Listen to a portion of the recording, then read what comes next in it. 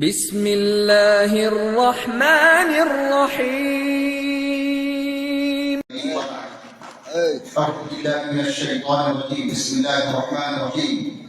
لئن شكرتم لأزيدنكم ولئن كفرتم إن عذابي لشديد. وقال النبي صلى الله عليه وسلم: من لم يشكر الناس لم يشكر الله. الحمد لله ثم الحمد لله. আমরা মাগরিবের নামাজের পর থেকেই এতক্ষণ পর্যন্ত আমরা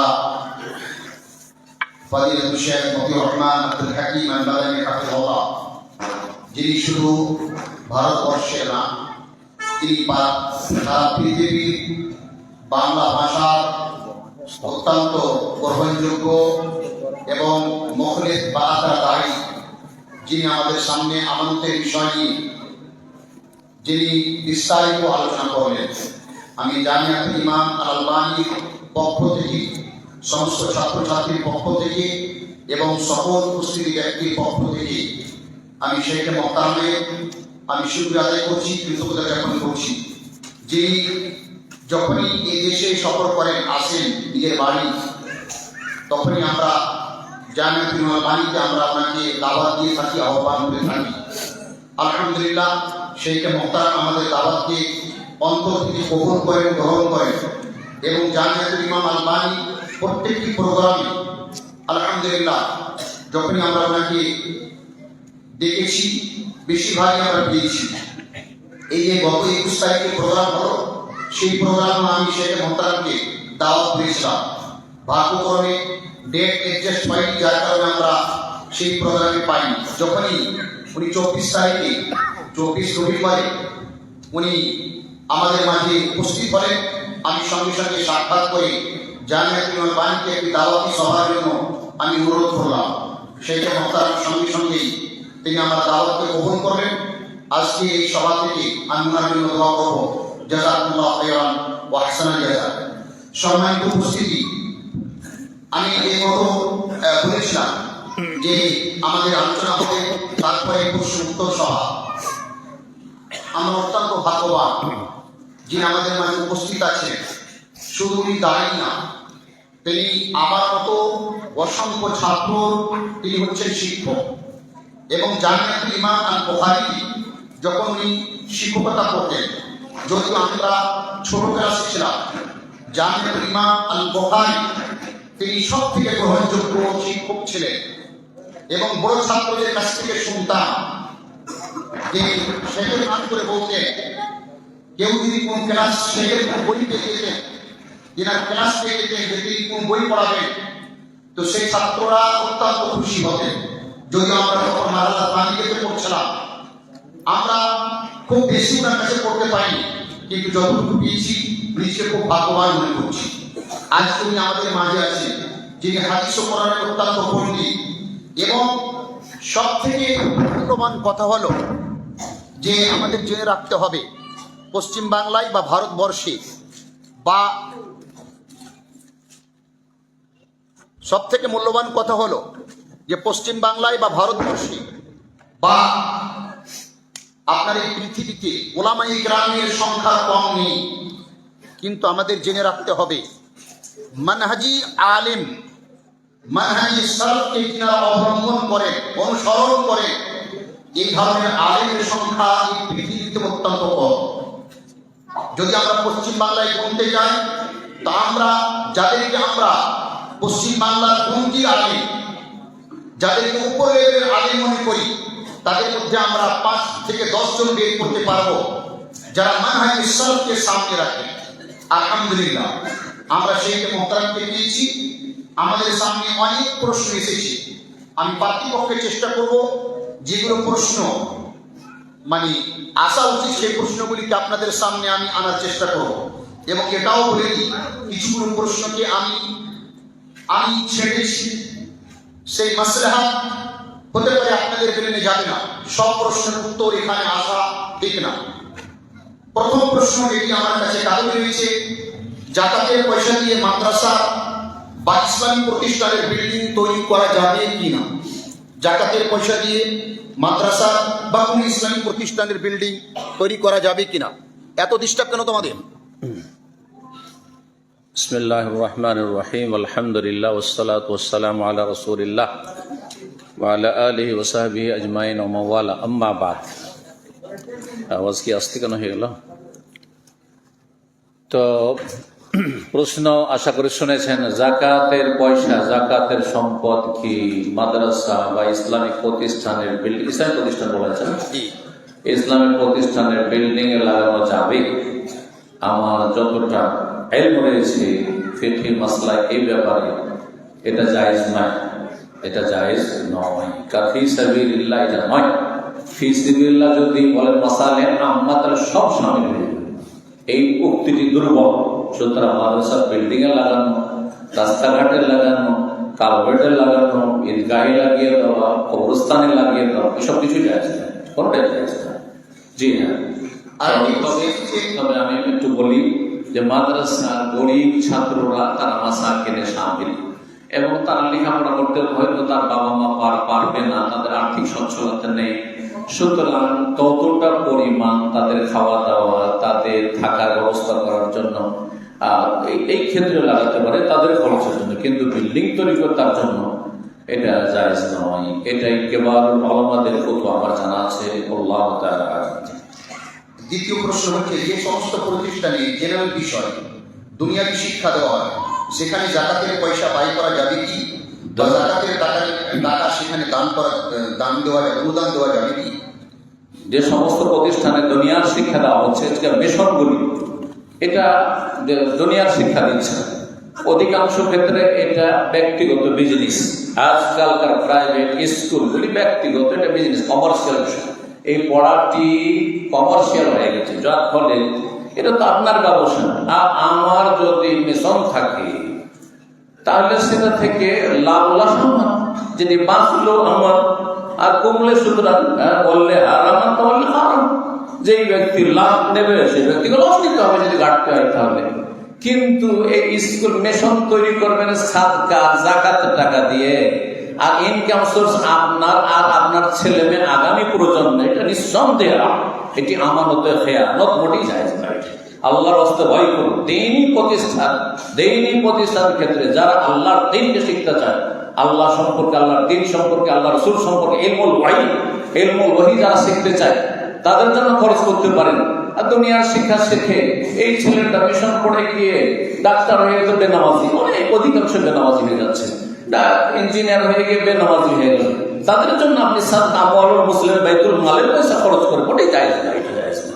যারা পড়াবে অভিভাবক দায়িত্ব পালন করবে, যদি তার পয়সা থাকে পড়াবে, না হলে পড়াবে না। জি, প্রশ্ন এসেছে, যে সমস্ত বক্তারা বা আলেমরা প্রকাশ্যে বেদাতি কাজে যুক্ত থাকে, তিনাদের ইসলামী জলসায় আহ্বান করা বা তিনাদের বক্তব্য শোনা কেমন? বেদাতি আলোচকের বক্তব্য সরাসরি শুনলেও হারাম, আর সোশ্যাল মিডিয়াতে শুনলেও হারাম। আজকাল আমাদের সমাজ, বিশেষ করে আহলে হাদিসরা এমন দুর্বল, ব্যক্তিত্ব হারিয়ে ফেলেছে। বড়ই দুঃখ লাগছে যে আহলে হাদিসদের জলসাতে বিদাতি বক্তা ডেকে নিয়ে আসছে শুধু সুরসুরাট, শুধু সুরসুরাট। এই পাশে দুই একদিন আগে একটা জলসা হলো, পাক্কা বেদাতি বক্তা নিয়ে আসছে। আমার মসজিদে গিয়ে এক মুসল্লি বললো, সেখানকার তার গ্রামের বাড়ি, এসে বলছে সেখানে অমুক বক্তাকে নিয়ে এসেছিল। সে কে? আহলে হাদিস না বেদাতি? বলছে না সে বেদাতি। কিসের জন্য নিয়ে এসছে? বলছে সুরসুরার জন্য নিয়ে এসছে। আমি বলছি এসব দুর্বল আহলে হাদিসদেরকে, ব্যক্তিত্বহীন আহলে হাদিসদেরকে বলছি যে কোন দেওবন্দি, বেরেলভি স্টেজে কোন একজন আহলে হাদিস, ছোট বড়, কাউকে ডাকা হয়েছে, চান্স দেওয়া হয়েছে? জীবনে কোন জায়গায় ডাকা হয়েছে? কোন একটা বেদাতি সুফিদের মসজিদে, ইখওয়ানীদের মসজিদে আহলে হাদিসকে নিয়ে গিয়ে খুতবা দেওয়ানো হয়েছে? কখনো পাবেন না আপনি। তাহলে তারা তাদের ব্যক্তিত্বকে রক্ষা করতে পারে, আর আপনারা কেন ব্যক্তিত্বহীন, এত কি দুর্বল হয়েছেন? আমি তো মনে করি যে পশ্চিমবঙ্গে এত দুর্বল, মোটেই দুর্বল নাই, কিন্তু ইমান দুর্বল আছে, আকীদা দুর্বল আছে, মানহাজ দুর্বল। আল্লাহ হেদায়েত দান করেন, আল্লাহ হেদায়েত দান করেন। এই আহলে হাদিসগুলোকে নতুন করে আহলে হাদিস হওয়ার তৌফিক দান করেন। ইসলামী প্রতিষ্ঠান বা মাদ্রাসার সিলেবাসকে পরিবর্তন করে জেনারেল সাবজেক্ট গুলিকে বৃদ্ধি করা, যাতে ছাত্ররা দুনিয়াবী শিক্ষায় উন্নতি করতে পারে, এটা কি মাদ্রাসার সঙ্গে আমাদের খেয়াল না? একটি গুরুত্বপূর্ণ প্রশ্ন যে যে ইসলামিক মাদ্রাসাগুলি রয়েছে সেগুলিতে কিছু দুনিয়ার শিক্ষা, দুনিয়ার সাবজেক্ট সেখানে সংযোজন করে অ্যাড করে কিছু দুনিয়া শিখালো আর দিন শিখালো, এটা কি আমানতে খেয়ানত নয়? এটা কি জায়েজ? এটার একটা স্তর জায়েজ আর একটা স্তর জায়েজ না। তাহলে একটু ভেঙে বলতে হয়। সেটা হচ্ছে যে প্রাথমিক পর্যায়ে মাদ্রাসার ছাত্রদেরকে দুনিয়ার কিছু কমন জ্ঞান থাকতে হবে, যেমন ভাষা জ্ঞান থাকতে হবে। পশ্চিমবঙ্গের মালদা ডিস্ট্রিক্টের আলেম মদিনা পড়ে উর্দু দায়ী হয়ে আছে সৌদি আরব। দিনাজপুরও না, কারণ দিনাজপুরে তো আবার উর্দুর আবহাওয়া, যত উত্তরে আসবেন একটু উর্দুর আবহাওয়া বেশি হয়ে যাচ্ছে, তাই না? কিশোরগঞ্জ কাটিহারের কাছাকাছি গেলে তাদের বাড়ি মালদহ। একবার এমন নয় যে মালদা মানে বিহারের কাছাকাছি মালদহ, একবার মিডিল মালদহ, অথবা একেবারে এমন এলাকা যে এলাকায় আসলে উর্দুর চর্চাও নেই, তারপরে সেখানে গিয়ে সে উর্দুর দায়ী আর বাংলা 2-4 লাইন তর্জমা করতে পারে না। যদি কোথাও চলে আসে সেকে একটু দেখে দিয়ে আপনাকে পাঠালাম হোয়াটসঅ্যাপে একটু দেখে দিয়ে, আর বক্তা কিসের? উর্দুর বক্তা। লা ইলাহা ওয়া লা ইলাহা।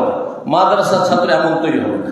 মাদ্রাসার ছাত্র যারা বিহারের বলছি, যারা পূর্ণিয়া বাস করো, কাটিহারে বাড়ি, যাদের কিশোরগঞ্জে বাড়ি বা ঝাড়খণ্ডে বাড়ি, তোমার উর্দু ভাষা ভালো দায়ী হওয়ার চেষ্টা করো, ভাষা জ্ঞান অর্জন করো। আর যারা পশ্চিমবঙ্গের ছেলে তারা বাংলায় ভালো ভাষা জ্ঞান অর্জন করো। এটা খুবই জরুরি।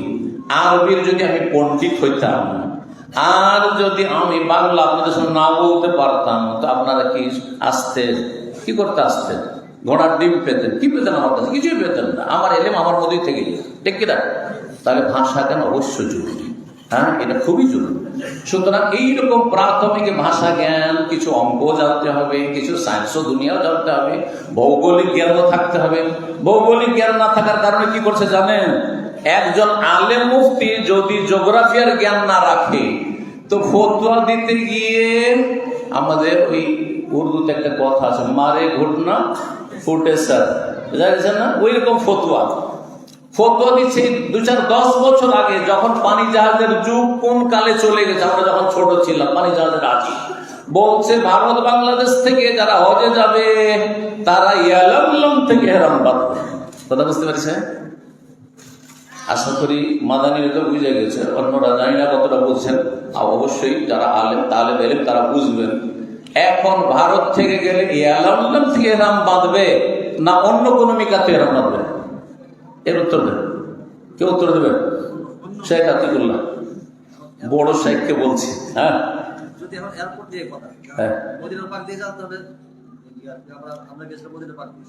না না, মদিনা বলছি না, ডাইরেক্ট যাচ্ছে উমরা করার জন্য বা হজ করার জন্য এহরাম বাঁধবে। হ্যাঁ, মক্কা যাবে, সোজা মক্কা যাবে। কোনখান থেকে এহরাম বাঁধবে? ইয়ালামলাম তফসিল বলছে না, নিয়তটা কোন মিকাত দিয়ে যাচ্ছে? ইয়ালামলাম দিয়ে ক্রস করছে নাকি অন্য কোন মিকাত দিয়ে ক্রস করছে? সেই ফ্লাইট গুলো ক্রস করছে আমি ভালো করে জানি, যেহেতু দাম্মাম থেকে গেলে একই রুট। ভারত থেকে বাংলাদেশ থেকে যে রুটে যাচ্ছে, দাম্মাম থেকে আমি ফ্লাইটে গেলে আমি কারণে মানাজুলি মনে করতাম। এটা ভালো করে যারা আলেম খুব ফতোয়া দেবেন তারা জানেন, কারণে মানাজুলি মনে করতাম, কিন্তু কারণে মানাজের থেকে একটু দূর দিয়ে যাতে এরকের উপর দিয়ে যাচ্ছে ফ্লাইট গুলো, কাছাকাছি যাতে এরকের উপর দিয়ে যাচ্ছে, কিন্তু পূর্ব দিক থেকে যাচ্ছে, ঠিক না? তাহলে ইয়ালামলাম আসুন, ইয়ালামলাম কোন দিকে?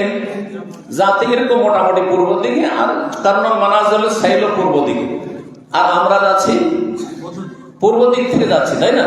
পশ্চিম দিকে। সুতরাং আমাদের কারণে মানাজের অথবা যাতে ইয়ালামলাম কোন দিকে? উত্তরে না পশ্চিমে? মাদ্রাসা ছাত্র, এটা শিক্ষকরা বলবেন, মাদ্রাসা ছাত্র বলবে, এখানকার জামাতুল্লাহ বলবে। ইয়ালামলাম দক্ষিণ দিকে কুলিয়ার ছাত্র বলবে, না উত্তর পশ্চিম দিকে না উত্তর দিকে।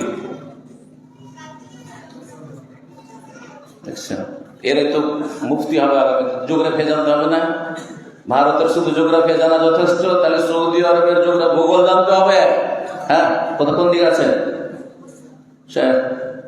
ইয়ালামলাম দক্ষিণ দিকে না পশ্চিম দিকে? দক্ষিণ দিকে। যখন ভারত মহাসাগর দিয়ে পানি জাহাজ যেত, তারপর ইয়ামানের দিক থেকে গিয়ে জেদ্দার দিকে ঢুকতো, তখন দক্ষিণ দিক থেকে যেহেতু যেত তখন ইয়ালামলাম সামনে পড়তো। কিন্তু এখন পানি জাহাজের যুগ ওই আদমকালে ছিল, এখন নেই। এখন হচ্ছে প্লেনের যুগ। সুতরাং আপনি কিতাব লিখবেন 2015 সালে 10 সালে, আর লিখবেন যে ভারত বাংলাদেশের ভাইয়েরা বাঙালিরা আপনারা এহরাম বাঁধবেন ইয়ালাম থেকে, হজ প্রশিক্ষণ দিচ্ছেন, বলছি ইয়ালাম তো এহরাম বাঁধবেন, আপনি জাহেল মুফতি, ভালো করে শুনুন, আপনাদের ফতোয়া দেওয়াই জায়েজ নাই। তাহলে মুফতি হওয়ার জন্য জিওগ্রাফিক্যাল জ্ঞানও লাগবে। তো এইগুলো পড়ানোর জন্য যেটা বলছিলাম, এতটুকু প্রাথমিক দুনিয়া পড়ানোর জন্য মাদ্রাসায় সেই সাবজেক্টগুলো কেন অবশ্যই করা যাবে, এটা আমানতে খেয়ানত নয়, আমল মুসলিমিন দিয়ে পড়াবেন। কিন্তু আপনি হায়ার এডুকেশন দিচ্ছেন, আপনি উচ্চ শিক্ষা, আর বলছেন যে একবারে কুলিয়া পর্যন্ত 50-50 পড়বো, 50 কোরআন হাদিস আর 50 হচ্ছে একটা দুনিয়ার শিক্ষা শিক্ষিত করে একবারে যাতে করে একবারে BML মান সমান তাদের নলেজ হয়ে যায় ইংলিশে অমুক তমুকে। সেখানে নিজের পয়সা খরচ করতে হবে, সেখানে আমল বাইতুল মালের পয়সা খরচ করা যায় চলবে না। কি করছেন আপনি? আর এতে শিক্ষার ক্ষতি করা হচ্ছে, শিক্ষা কাঠামোকে বরবাদ করা হচ্ছে এবং ধীরে ধীরে আলিয়া আর হাই মাদ্রাসার দিকে ঠেলে দেওয়া হচ্ছে। শেষে কি হবে যে নিজামে মাদ্রাসা যারা দান করেছেন আল্লাহ সন্তুষ্ট কোরআন হাদিসের শিক্ষার জন্য, কিন্তু তাদের জায়গা জমি জায়গা আর বিল্ডিং এ দুনিয়া পড়ানো হচ্ছে, দিনের কোনো আলেম তৈরি হচ্ছে না। যেমন একসময় আলিয়াতে ভালোই পড়া হতো, আলিয়া বীর রহমাহুল্লাহ আলিয়া মাদ্রাসার ছাত্র ছিলেন আইনুল বাড়ি, কিন্তু এখনকার আলিয়া তো বুঝতেই পারছেন আপনি। তো ওই রকমই বলছি যে বেশি পড়ানোর ক্ষেত্রে এই মাদ্রাসাতে ঢুকাম, এটা চলবে না। কিন্তু ধরেন 20% দুনিয়া পড়াচ্ছেন, 30% পড়াচ্ছেন না, 40% না, 30% বা তার নিচে পড়াচ্ছেন, এতটুকু জায়েজ রয়েছে। আর সেটা সামবিয়া পর্যন্ত ম্যাক্সিমাম মোতাওয়াসসিতা, তার উপরে নয়, কুল্লিয়াতে নয়। যেমন জামে ইসলামিয়াতে আছে, জামে ইসলামিয়াতে মোতাওয়াসসিত, সানবী, এগুলোতে দুনিয়ার শিক্ষা আছে। কিন্তু সৌদি আরবে তারপরে জামিয়াতে গিয়ে আপনি শরিয়া পড়বেন, শরিয়া পড়েন, হাদিস পড়বেন, হাদিস পড়বেন। বারাকাল্লাহ। কথা লম্বা হয়ে গেল, কিন্তু একটি পুরুষ আরবিতে আমি সমাজে বুঝাতে অসুবিধা নেই। যে সাদকাতুল ফিতর, হ্যাঁ, সাদকাতুল ফিতর এটা সপ্তাহে কাছে জমা হচ্ছে, এটা ঈদের নামাজের আগে বন্ধ হবে না ঈদের নামাজের পরে? সপ্তাহের সাধারণ ফিতরা, যাকাতুল ফিতর নবী সাল্লাল্লাহু আলাইহি ওয়াসাল্লাম তার মাসলিহাতে বলেছেন। প্রশ্নকারী প্রশ্ন করেছে যে ফিতরার টাকা ঈদের আগে বিতরণ হবে না ঈদের পরে বিতরণ হবে?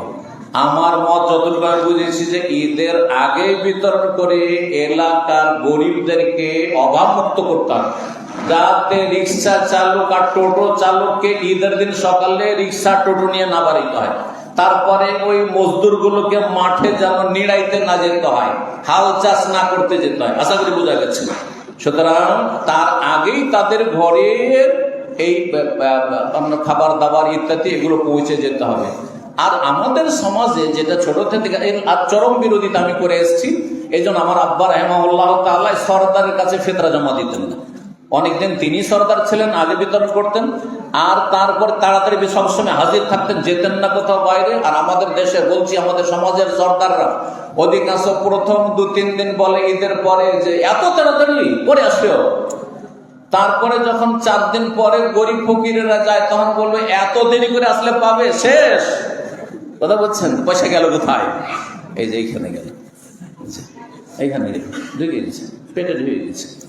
আল্লাহ হেফাজত করুন না। এই জন্য ফিতরার টাকা আগেই পৌঁছে দিতে হবে।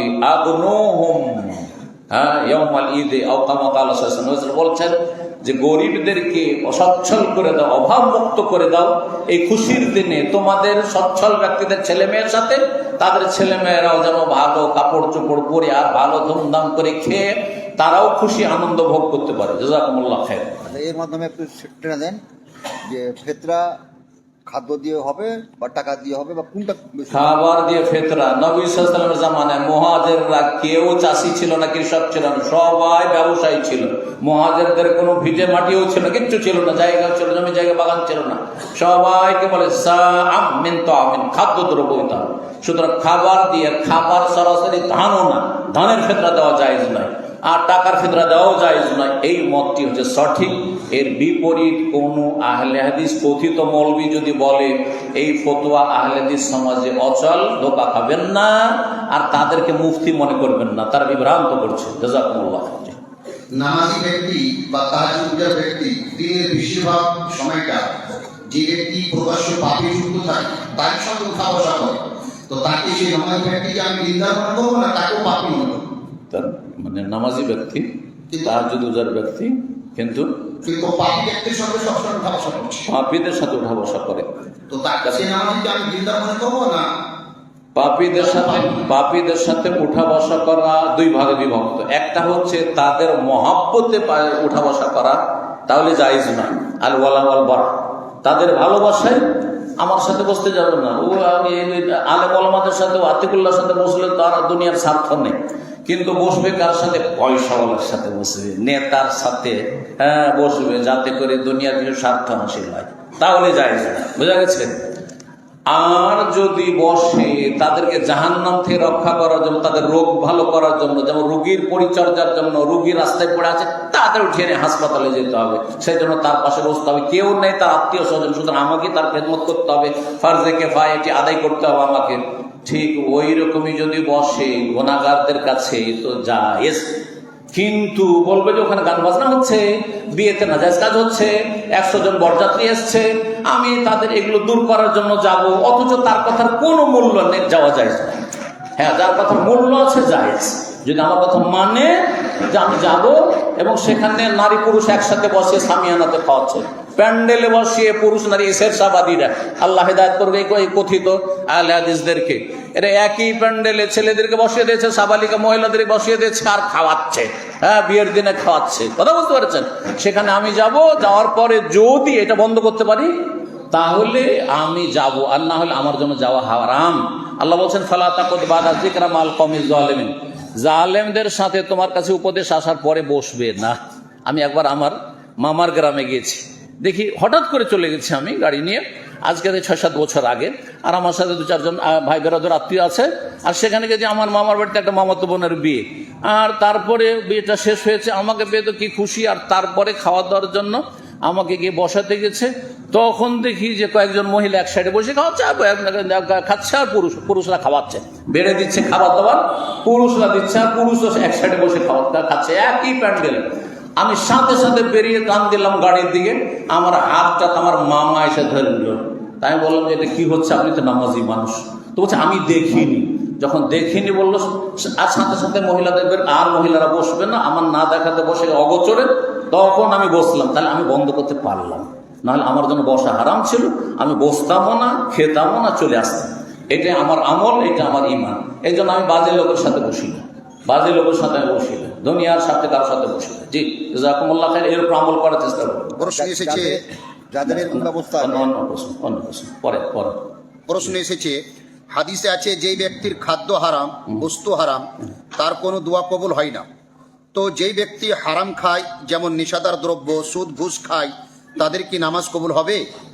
নামাজ ইবাদত, নামাজ ইবাদত, দোয়া নয়। দোয়া কবুল হয় না আছে, হ্যাঁ, ওমাতামু হারামুন ওয়া মালবাসু হারামুন ওয়া মাশরাবু হারামুন ওয়া গুযিয়া বিল হারাম ফাআন্না ইউস্তাজাবু লিযালিক। দোয়া কবুলের কথা রয়েছে, দিলের ঢালা ভাবে বক্তা, আহলে বক্তা, আরে নামাজ রোজা হজ যাকাত কিছুই কবুল হয় না, ঢালা ভাবে বলবে, এটা বাড়াবাড়ি, কিন্তু চরমপন্থা এটা না, ইবাদত কবুল হয়। তার মানে এই কথা বলবেন না যে তুই 10 বছর সুদ খেয়েছিস, তোর নামাজ সব গেল, ক্যান্সেল, আবার কাজা করতে হবে নাকি? 10 বছর ধরে তুই হারাম ব্যবসা করেছিস, সব নামাজ বরবাদ তোর, না না, তোর রোজা সব বরবাদ। হ্যাঁ, হজে যাচ্ছে টাকা, হারাম টাকা নিয়ে, তখন আরেকটি হাদিস আছে, লা লাব্বাইক ওয়ালা সাদেক, আরে তোর লাব্বাইক না সাদেক না, যা, হ্যাঁ, তোর হজ কবুল হবে, সেটা ভিন্ন বিষয়। কিন্তু আপনি সেটাকে আম করে দিবেন, সমস্ত ইবাদত বন্দেগী কিনছেন না। ও যে হজে যেহেতু মালি ইবাদত, যেমন চুরি করে কেউ যদি সাদকা করে, চুরি করে ডাকাতি করে কেউ যদি সাদকা করে, নাকি পাবে? ঠিক ওই রকমই কেউ বেঈমানি করে, হারাম পয়সা দিয়ে, হারাম রুজি দিয়ে হজ করে, উমরা করে, তখন নাকি পাবে না, সেটা ভিন্ন বিষয়। কিন্তু আপনি নামাজ রোজা হজ জাকাত কিছু কবুল হয় না, তাহাজ্জুদ কবুল হয় না, এগুলো জেহালাত, এগুলো ঠিক নয় মোটেই। জি, সম্মানিত শেখ, আমার একটি প্রশ্ন, আজানের ওয়াক্তের 5 মিনিট 10 মিনিট আগে যদি আজান দিই তাহলে চলবে না পুনরায় আজান দিতে হবে? আজানের ওয়াক্ত মানে আপনার, যদি আপনি সব ওয়াক্ত কি দিয়ে মাপবেন, এটা প্রশ্ন, বিষয়টি সূক্ষ্মভাবে বুঝতে হবে। ওয়াক্ত মানে একটা হচ্ছে আপনাদের কাছে প্রচলিত ওয়াক্ত, প্রচলিত ওয়াক্ত, এখানে জোহরের আজান সবচেয়ে আগে যেটা হয় সেটা কয়টায় হয় এই অঞ্চলে, অত্র অঞ্চলে? 12:15। কিন্তু আমি জানি যে এই পশ্চিমবঙ্গের এই এলাকার সাথে আমার দাম্মামের মিল আছে, দামামে এখনো 11:30টায় জাওয়াল হয়ে যায়। তাহলে আপনাকে দেখতে হবে একটা কাঠি দাঁড় করে এখানে পরীক্ষা করার জন্য। আপনি ওই টাইম টেবিল মোগল সাইড দেখতে যাবেন না, কিচ্ছু দেখবেন না। আপনি দেখবেন যে আমি কাঠি দাঁড় করলাম, কাঠির ছায়াটা পশ্চিম দিকে ঝুঁকেছে কিনা। যদি ঝুঁকে যায় তার মানে জাওয়াল হয়ে গেছে, তার মানে জোহর রক্ত হয়ে গেছে। সেটা 11:30 হলে 11:30 রক্ত, 12:15 হলে 12:15 রক্ত। হ্যাঁ, আর এই নয় যে এলাকায় হানাফিদের মতো একটার সময় আজান হচ্ছে আমি 12:01টায় দেবো, জায়েজ কিনা, এটা রক্ত হইল, এগুলো দেশি অর্থ, বুঝতে পারছেন না? ওই রকমই আসরের ক্ষেত্রে আপনাকে দেখতে হবে যে এক কাঠি হয়েছে কিনা, সহি এক কাঠি মিছিল হয়েছে, ব্যাস আসরের রক্ত হয়ে গেছে। এখন কেউ আজান দিচ্ছেন, আজান দিক আর না দিক আমার রক্ত হয়ে গেছে, আমি নামাজ পড়ে নিলাম, আমাকে কোথাও বাইরে যেতে হবে, অসুবিধা নেই, বুঝতে পারছেন? কিন্তু আসলে রক্তই হয় যে সূর্য ডুবেনি, আধা মিনিট সূর্য ডুবতে বাকি আছে আর আজান দিয়ে দিল, জায়েজ নয়। আধা মিনিট 1 মিনিট বাকি আছে, নামাজ শুরু করে দিল, নামাজ হবে না, কারণ দখুল ওয়াক্ত সালাতের জন্য শর্ত। কাবলা ওয়াক্ত আজান দেওয়া সালাত আদায় করা জায়েজ না। যদিও ফজর সম্পর্কে ইখতিলাফ রয়েছে হাম্বলীদের কাছে, কিন্তু এসব ইখতিলাফে যাওয়ার প্রয়োজন। আসল হচ্ছে ওয়াক্ত প্রবেশ করার পরে আজান দেবেন আর তারপরে সালাত আদায় করবেন। জি, আসসালামু আলাইকুম। মাথা ঝুঁকিয়ে সালাম দেওয়া যাবে কি? মাথা ঝুঁকিয়ে সালাম দেওয়া যায় না। সালাম আলাইকুম দেশি, হ্যাঁ দেশিদের তরিকা, তাই না? এ দেশি তরিকা সালাম আলাইকুম, আর একটা হচ্ছে সালাম আলাইকুম, হ্যাঁ এইটাও জায়েজ না। সালাম আলাইকুম জায়েজ না, সব বেদাতের বিদাত জায়েজ না, এগুলো রূপুর মতো খানিকটা। জি, কমপক্ষে বেদাত আর একটু নবমিনা শীত খানিক চলে যাচ্ছে, জায়েজ না। বেরাদারদের কাছ থেকে ফতোয়া নেওয়া যাবে কি? তার কাছ থেকে বেরাদার যারা ইসলাম প্রতিষ্ঠানে পড়েনি, ব্রাদার তো বাদ দেন, জামিয়াতুল আলবানীতে তাখারুজ হচ্ছে নাকি বুখারী পড়ে, জামিয়াতুল আলবানী গত বছর ফারিগ হয়েছে, তার কাছে ফতোয়া নেওয়া যায় না। ভালো কথা, রাগ করিয়েন না। কিন্তু আমি একবার অনেকদিন আগে বলেছিলাম যে আমাদের দেশের দাওরা পাস, ইন্ডিয়া বাংলাদেশ পাকিস্তানের দাওরা পাস মানে ম্যাট্রিক পাস, ওতে কিছু মৌলবীরা খুব মাইন্ড করেছে। আমি তো আর পরোয়া করে কথা বলি, তার কারণ বেতনভুক্ত তো নাই, তার কথা বুঝতে পারছেন? হ্যাঁ, যে সব কথাই বলতে পারি আলহামদুলিল্লাহ। তো একটা ছেলে 10 বছর স্কুলে পড়লে সে ম্যাট্রিক পাস হল, আর আপনি 8 বছর পড়ে আপনি আল্লামা হয়ে গেলেন, আপনি শেখ হয়ে গেলেন। আশ্চর্য কথা, আপনি মাধ্যমিক পাস করেছেন, আপনি আপন জায়গায় থাকেন, আপনার জায়গায় থাকেন, আপনার সামনে বড়রা আছে, তাদেরকে ফতোয়া দিতে দেন। এটা হচ্ছে সালাফদের তরিকা। এমন কি অন্যের কাছ থেকে কিছু শিখতে হয়। আহলে হাদিস সমাজের লোক দেওবন্দীদের মধ্যে বড়দের এত বেশি ইহতিরাম আছে যে দেওবন্দ ছাড়া অন্য জায়গার ফতোয়া নেবে না। কিন্তু আমাদের আহলে হাদিস এইসব অঞ্চলের সাধারণ মৌলবি যদি হয়, আর যদি মরকাজি জমিতে আহলে হাদিস ইসলাম মারা ফতোয়া হয়, বলে হোম রেজাল্ট ও নন রেজাল্ট, ওরাও মানুষ আমরাও মানুষ, ঠিক না? এই খেলতামাশা ইসলামকে নিয়ে ফতোয়া দেওয়ার অধিকারী নেই আপনার। ইফতার জন্য তাসাদ্দুরুল ফতোয়া, ফতোয়ার জন্য যোগ্যতা লাগবে, আল্লাহকে ভয় লাগে। আমার কাছে হোয়াটসঅ্যাপে কত যে প্রশ্ন আসছে যেগুলো আমি ইগনোর করি, বুঝলেন না, উপেক্ষা করি, যেন দেখলামই না। কেন? কারণ আমি দেখছি যে খানিকটা জটিল ইখতিলাফি মাসলা, তো এগুলো ঝামেলাতে যাবে, ইজতিহাদি মাসলা, আবার কেউ ইখতিলাফ করে বসবে। যা ফারজে কে আমার জন্য ফরজ নয়, ফারজে আইন নয় যে আমাকে ফতোয়া দিতে হবে, অন্য কেউ দিয়ে দিতে, আর কাউরি কাছে ভাই আপনার বড় জরুরি না যে আমাকে উত্তরটা দিতে হবে, আপনি আমাকে পাঠিয়েছেন, আমি পারলে দিলাম, আর না হলে আমার যদি ইমান রক্ষা আগে করতে হবে, জাহান্নাম থেকে বাঁচতে হবে। সুতরাং আমি ফতোয়া দেওয়ার ক্ষেত্রে অনেক এহতিয়াত করি। যখন দেখি দিনের মতো উজ্জ্বল মাসলা, তখন সহজে আমি ফতোয়া দিয়ে দিই।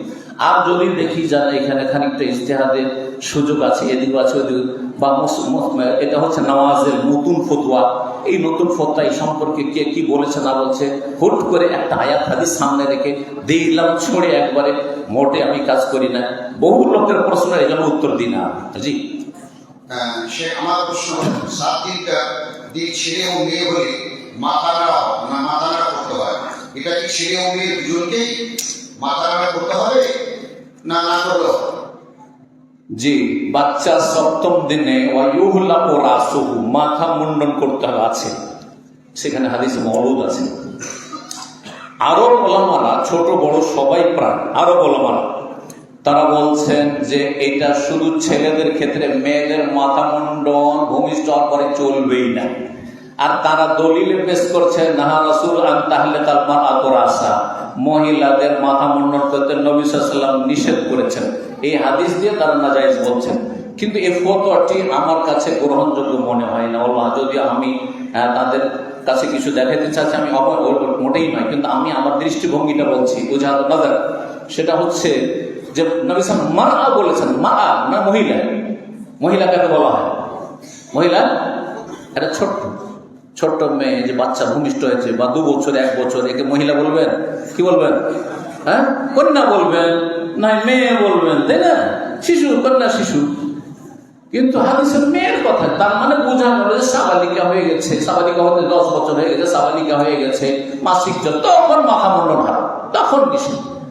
আর এই মাথায় চুল নিয়ে দুনিয়া এসেছে মায়ের পেট থেকে, আর সে মাথার চুলটাও ফেলতে দিবেন না, যার ফলে চুলগুলো এমন হয়ে থেকে যায় যে আরব মেয়েদের চুল ভালো অবস্থায় থাকে না।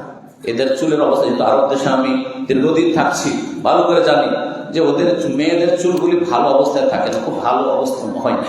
তারা যখন দেখে আমাদের দেশের মেয়েদের চুল, তখন তারা সেখানে গিফতা করে, আর এত সুন্দর চুল, অনেক সময় বদমজের নাশকতা থাকে। কারণটা কি? আমাদের দেশে চুলের পরিচর্যা হয়, কিন্তু তারা ছোটদের পরিচর্যা করবে না, উল্টো কাজটা কি করবে? যখন সাবালিকা হইল তখন ফ্যাশন করে এখান থেকে কেটে ফেলবে। না না না, ওঠে। তখন আপনি কাফেরদের যদি তকলিদ নিয়ে থাকে যে ইহুদি খ্রিস্টানরা এরকম চুল নিয়ে বেড়ায় মহিলারা, আমরা সেজন্য বলছি, তাহলে তখন হারাম হয়ে গেল। বোঝা গেছে? এই জন্য আমি বলছি যে ছোট মেয়ে হইলেও মাথা মুন্ডন করা যাবে, এটা আমার কাছে। তবে ইখতিলাফের সুযোগ আছে। আমার কথা কোনো ওহী না, এটি আমার মত, আমার জন্য। প্রত্যেক ক্ষেত্রে শুনেন, আমার মত তার জন্য, আমার জন্য আপনাদের উপর চাপিয়ে দিচ্ছে, এটা আমার মানে উদারতা। আর কিছু মুফতি আছে আমাদের আলেম সমাজে, ওর ফতোয়া, ইখতিলাফি ফতোয়া এমন করে চাপিয়ে দিয়ে মনে হচ্ছে ওইটাই ওহী, তার ইজতিহাদটা ওহী, আর বাকিগুলো বাতিল। মনে রাখবেন ফিকহি মুসতালাহ যে রাজে মারজুহ আলাদা আর সহি গলত আলাদা। সবগুলো সহি গলত না, কিছু কিছু ক্ষেত্রে রাজে আর মারজুর ব্যাপার হতে পারে। আমারটা রাজে, আবার আমারটা মারজু হতে পারে, আপনারটা রাজে হতে পারে। কিন্তু আপনি বলবেন যে না, মাথা মুন্ডন চলবে না, যে আরো বলাবার বলছে ওইটা সাহ আর আমারটা গালাত, এই কথা ভুল অবশ্যই। জি, আসসালামু আলাইকুম ওয়া রাহমাতুল্লাহ। প্রশ্ন হলো, কোন মৃত্যু ব্যক্তি জানাজা সালাতের পর দাফনের শরীয়ত সম্মত পদ্ধতি জানিয়ে ব্যক্ত করবে? প্রকাশ থাকে যে আমাদের এই অঞ্চলে কবরস্থানে উপস্থিত প্রত্যেক ব্যক্তির 3 লোক মুষ্টি করে কবরে মাটি দিয়ে সঙ্গে সঙ্গে চলে যায়। দেখেন, প্রশ্ন যদি শুরু থেকে উত্তর দিই তাহলে একটা লেকচার মহাজারা লাগবে। একবারে জানাজার মাসাইল চেয়েছে, আমার 6টা বক্তব্য আছে জানাজার মাসাইলে, 6-7 ঘন্টার বক্তব্য আছে। ওই ভাইকে বলছে আপনি শুনে নিন, এটা শুনবেন, শর্টকাটে চাই। 5 মিনিটে চলবে, মানে 2 মিনিটে, 5 মিনিটও শোনাবো হবে না, ও 2-3 মিনিটে চাইবে। আল্লাহ দান করুন।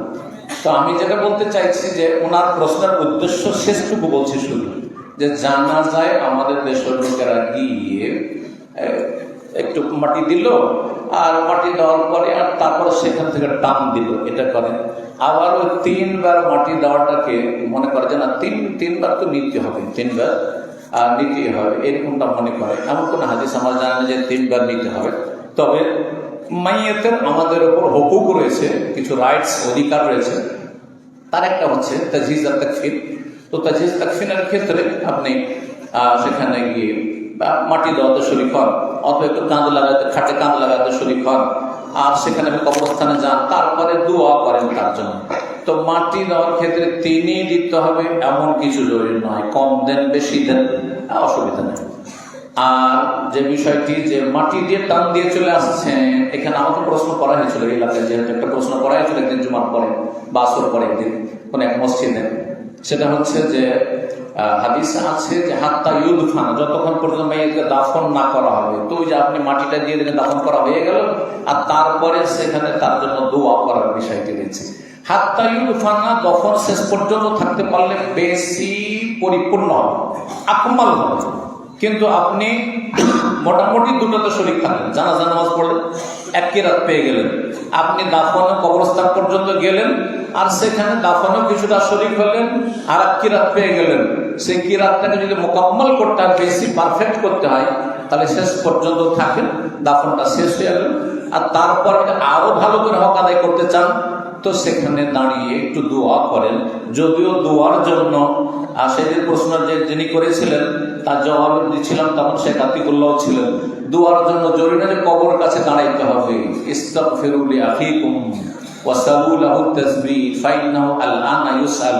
তোমাদের ভাইকে দাফন করলে তোমরা এর জন্য ক্ষমা প্রার্থনা করো, আল্লাহর কাছে ইস্তিগফার করো, আর ওর জন্য দৃঢ়তা তলব করো যে আল্লাহ যেন মুনকার নাকিরের জবাবগুলো ঠিকভাবে দিতে পারে, আর সেখানে হিমসিম না খায়, লাজবাব না হয়ে যায়।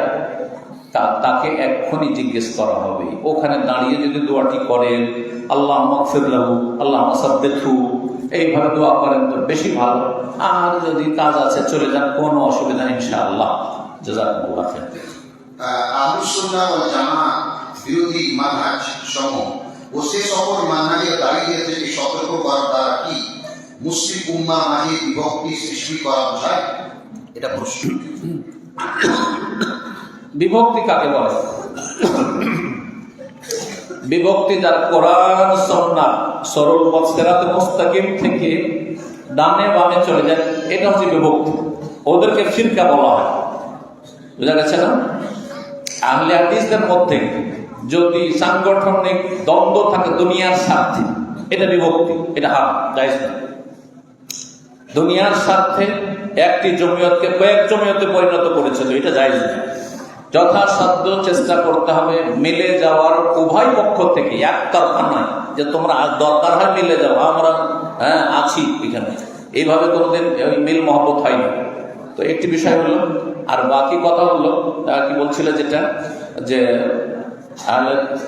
প্রশ্নটা হলো যে আহলুস সুন্নাহ ওয়াল জামাআহ জামাতের বিরোধী যে আলেমরা রয়েছে তাদের ব্যাপারে যে আমরা ইঙ্গিত দিচ্ছি বা কই দিচ্ছি, তো এটা কি সমাজের মধ্যে তাদের বিরুদ্ধে যে আলোচনাগুলি করছি না, এটার নাম বিভক্তি নয়, বরং এটা গুমরাহি থেকে সতর্ক করা। কোরআনে কারীমে যেমন পজিটিভ আছে, ইতিবাচক আছে, গঠনমূলক কথা, তেমনি নেতিবাচক আছে। বরং কালেমা তাইয়্যিবাতে আগে নেতিবাচক নেগেটিভ লা ইলাহা আছে, তারপরে ইল্লাল্লাহ আছে। বোঝা গেছে না? আগে ক্লিন করতে হবে, তাসফিয়া তাখলিয়া, তারপরে তাহলিয়া করতে হবে, তারপরে সুসজ্জিত করতে হবে। সুতরাং নেগেটিভ অবশ্যই বলতে হবে। নেগেটিভ মানে ঘৃণা ছড়ানো নয়, নেগেটিভ কারো ভুল ধারা মানে সেটা দূরে করে দেওয়া নয়, বিভক্তি নয়, বরং যেমনটা বললাম ঐক্য হবে তাওহীদ সুন্নাতের উপর, সিরাতে মুস্তাকিমের উপর, হাবলুল্লাহ কোরআন সুন্নাহকে মজবুত করে ধরে। আর কোরআন সুন্নাহ বুঝতে হবে সাহাবায়ে কেরামদের বুঝকে সামনে রেখে। তারা কোরআন সুন্নাহর কথা বলে, কিন্তু সাহাবায়ে কেরামদের বুঝটাকে গ্রহণ করে না, যার ফলে তারা বিভ্রান্ত হয়েছে। আশা করি এই কথাটি সবসময় মনে রাখবেন। শেখ আলবানী রাহিমাহুল্লাহ তাআলা সবসময় বলতেন কোরআন হাদিস শুধু নয়, কোরআন হাদিসের সাথে মানহাজুস সালাফ, মানহাজুস সালাফ। কেন? কারণ কোরআন হাদিস জঙ্গিরাও কোরআন হাদিসের কথা বলে, সুফিরাও কোরআন হাদিসের কথা বলে, ইখওয়ানি যারা খালেদি তাহারাও ওই কোরআন হাদিসের কথা বলে, মওদুদিবাদীরা কোরআন হাদিসের কথা বলে। কিন্তু কোরআন হাদিসের ব্যাখ্যা প্রবৃত্তির ভিত্তিতে খেয়াল খুশি তাদের মতো করে করে, সাহাবায়ে কেরামদের মতো করে করে না। এই জন্য মানহাজে সালাফকে আঁকড়ে ধরা হচ্ছে ঐক্য। এর বিপরীত যেগুলো আছে সেগুলিতে সতর্ক করা ফরজ। এটিও ফারজে কিফায়া, দাওয়া ইলাল্লাহ অন্তর্ভুক্ত। জি, প্রশ্নে যে কিছু মানুষ নিজের অরিজিনাল ভয়েসকে কমিয়ে দিচ্ছে যাতে সরকারি চাকরি পাবে, তো বেশি চাকরি করতে পারে। তো এটা কি বয়স কমিয়ে দিয়ে বেশি চাকরি করা এই পোশাকে তার জন্য হারাম হবে? আল্লাহ, কঠিন প্রশ্ন। হ্যাঁ, এর জন্য একটা ফতোয়া বোর্ড লাগবে। আর এই জামায়াতুল উলামা আসাতিজা কেরাম রয়েছেন, আর ওনাদের ইনশাআল্লাহ, তোমার দারুল ইফতা আছে কিনা, তোমাদের ইসমুল ইফতা আছে, তারা ফতোয়া দেবেন। তবে আমি এতটুকু আমার ব্যক্তিগত মত বলছি যে খেয়ানত জায়েজ না, এটাও খেয়ানত। জন্ম হইল 2024 সালে, আর লিখবেন আরো 3 বছর বা 4 বছর পরে 2028 সালে, এটা জায়েজ নয়, এটা জায়েজ নয়। যতটা হারাম করবেন ততটা হারাম হবে। বুঝা গেছে? যতটা হারাম কাজ করবেন ততটা হারাম কাজ হবে। দেখেন, আগে কিন্তু আমার আলোচনাতে এসেছে যে আমানত খেয়ানতের বিষয়টি যেমন মুসলিমের সাথে তেমন অমুসলিমের সাথে, যেমন ব্যক্তির সাথে তেমন পরিবারের সাথে, সমাজের সাথে, তেমনি সরকারের সাথে। আপনি সরকারের চোখে ধুলা দিচ্ছেন, আপনি খেয়াল আরো বড় খেয়াল করছেন। কথা বোঝা যাচ্ছে? জায়েজ নয়। আইন বিরোধী কাজ করা মোটেই জায়েজ না, হারাম কাজ। যে কোন দেশে, মুসলিম দেশে, অমুসলিম দেশে, সেকুলার দেশ ভারত, সেখানেও আইন বিরোধী কাজ করা মোটেই জায়েজ না। এই কথা আমি সবাই বলছি, মুসলিম অমুসলিম সবার কাছে আমার মেসেজটি যান। জি, প্রশ্ন করেছে, বিধি জ্ঞান অর্জন করে যদি তাকওয়াবান হওয়া যেত, তাহলে ইবলিস সব থেকে বড় তাকওয়াবান হতো। বাক্যটি কতটি ঠিক? দিনে ইলম তখনই দিনে ইলম যখন তার উপর আমল হবে। দিনে ইলমের উপর যে আমল করার উদ্দেশ্যে না পড়ে, তাহলে সেই ব্যক্তি বড় শয়তান। এটা ঠিক, কিন্তু তার মানে বলবেন না যে আমার ছেলেকে মাদ্রাসা না পড়াইলে কি হবে, জেনারেল লাইনে পড়াবো, যদি নামাজিও সেখান থেকে হইতে পারে, মাদ্রাসায় পড়লে শুধু হওয়া হয় না, এটা চলবে না। কিন্তু বোঝা গেছে না? কারণ যদি কম্পেয়ার করে, তুলনা করে দেখেন মাদ্রাসার ছাত্রের মধ্যে দোষ ত্রুটি আর গুনাহগারের সংখ্যা আর স্কুল কলেজের গুনাহগারের সংখ্যা, তার অনেক পার্থক্য দেখতে পারবেন, অনেক পার্থক্য দেখতে পারবেন। মাদ্রাসায় শতকরা হয়তো 1-2 আগাছা, পাতান, ধানের মধ্যে পাতান চিটা বেরিয়ে গেছে, কিন্তু স্কুল কলেজে 100টা ছেলের মধ্যে 95টাই হচ্ছে চিটা পাতান। আর ওই 5-5টা হয়তো নামাজি কোন রকম টিকে কিনা তাও সন্দেহ আছে, ঠিক কিনা? সবাই আশা করি একমত হবে। তা এই জন্য এই কথা বলা চলবে না। জি, এই জন্য শুধু এলেম যথেষ্ট না, এলেম ইল্লাল্লাযিনা আমানু, সাথে সাথে আমিলুস সালিহাত। নিজে আমল করে শুধু আমি ব্যাস জান্নাতে যাব না, পাশের লোকে জান্নাতে নিতে হবে, আপনাদেরকে নিয়ে যেতে হবে। হ্যাঁ, ওয়াতাওয়াসাউ বিল হক, এইটাও এই ফরজ আদায় করতে হবে। জি, আমি এমন এক পরিবারের ছেলে, যেই পরিবারে হারাম ও হালাল উভয় পয়সা উপার্জন করে, আর আমি সেই পয়সা দিয়ে পড়াশোনা করি। এখন আমার হারামের ঘুম দিয়ে পড়াশোনা করা কি বৈধ? পড়াশোনার লেভেলটা দেখতে হবে। যদি দেখা যায় যে এতটা পড়াশোনা আপনার জন্য জরুরি, মাদ্রাসায় যেমন পড়ছেন, আমি আলেম হব, দিনের দায়ী হব, সুতরাং এতটা পড়তে হবে আমাকে, বাপ মায়ের খরচ নিতে হবে, আপনার কোথা থেকে দিয়েছে সেটা দেখার বিষয়। এইরকমই আমাকে গ্রাজুয়েশন পর্যন্ত পড়তে হবে, তাতে 22 বছর বয়স হয়ে যাবে। 22 বছর তারপরে আমি MA করবো, তো PhD করবো, তার জন্য বাপের হারাম পয়সা নিয়ে পড়বো, আমি ডাক্তারি পড়বো, বাপের পয়সা নিয়ে, হারাম পয়সা নিয়ে পড়বো না, এটা করবেন না। সেই ক্ষেত্রে আমি রোজগার করবো আর যতটা পারি পড়বো, ফাত্তাকুল্লাহ মাস্তাতাতুম। কিন্তু যতদিন আপনি অন্যের বাপ মায়ের ওপর নির্ভরশীল, অভিভাবকের ওপর, ততদিন পর্যন্ত বাপ মা যতই হারাম খাক না, ওর অবাল, ওর গুনাহ তাকে উঠাইতে হবে। আপনি তার কাছ থেকে যেমন রিজিক নিতে পারবেন, তার পড়ার খরচ, আপনার পড়ার খরচ নিতে পারবেন, সব নিতে পারবেন, কোনো অসুবিধা নেই। স্ত্রী সারা জীবন একজন পুরুষ হারাম রোজগার করতে থাকলো, সুদ খেতে থাকলো, ঘুষ বেঈমানি করতে থাকলো, স্ত্রী সারা জীবন তার কাছে থাকবে, কোনো অসুবিধা নেই। তার জন্য হালাল, স্ত্রীর রিজিক হালাল আর স্বামীর রিজিক হারাম। কেন? স্ত্রীর হক হচ্ছে যে সে তাকে ভরণ পোষণ দেবে, কি কোথা থেকে দিচ্ছে আমার দেখার বিষয় নেই। তবে স্ত্রীর একটি দায়িত্ব যে তাকে নাসিহা করতে থাকবে, সবসময় আল্লাহর ভয়টা থাকতে হবে, ওয়াজ করতে থাকতে হবে, বুঝাইতে আখেরার কথা স্মরণ করাইতে হবে। জি, আমার পড়া মনে থাকে না। জি, আমার পড়া মনে থাকে না। আমার পড়া মনে থাকে না, ছাত্র প্রশিক্ষণ, হ্যাঁ, আমার পড়া মনে থাকে না। হ্যাঁ, আমি কি করে পড়া মনে রাখবো? মানে আমাকে মনে রাখবো। ইমাম শাফি রাহিমাহুল্লাহ, তো সবাই জানো এটা না, শাকাওতু ওয়াকিয়ান সুয়াহিরজি ফাওসানি ইলা তারকিল মাসি ইন্নাল ইলমা নূরুম মিনাল্লাহি ওয়া নূরুল্লাহি লা ইউতালিল আস। হ্যাঁ, কে তরজমা করবে? মাদ্রাসার একজন ছাত্র। বলো বেটা। সবাই ক্লান্ত হয়ে গেছেন না? না, ক্লান্ত হয়ে গেছে, বিরক্ত হয়ে গেছে। হ্যাঁ, দাঁড়িয়ে হ্যাঁ, শাকাওতু ইলা ওয়াকিয়ান, হ্যাঁ, ইমাম শাফি রাহিমাহুল্লাহ তাআলা দিনার উস্তাদ ওয়াকি বিন জাররাহ তরজমাটা করতে শুধু দিনার কাছে প্রশ্ন করছেন, হ্যাঁ, আমার অভিযোগ করলেন, শাকাওত মানে অভিযোগ, কমপ্লেন। হ্যাঁ, অভিযোগ করছেন যে আমি শুয়ে হেফজি মানে আমরা স্মৃতি শক্তি দুর্বল, মনে রাখতে পারি না, এ আপনার প্রশ্ন উত্তর। হ্যাঁ, মনে রাখতে পারি না।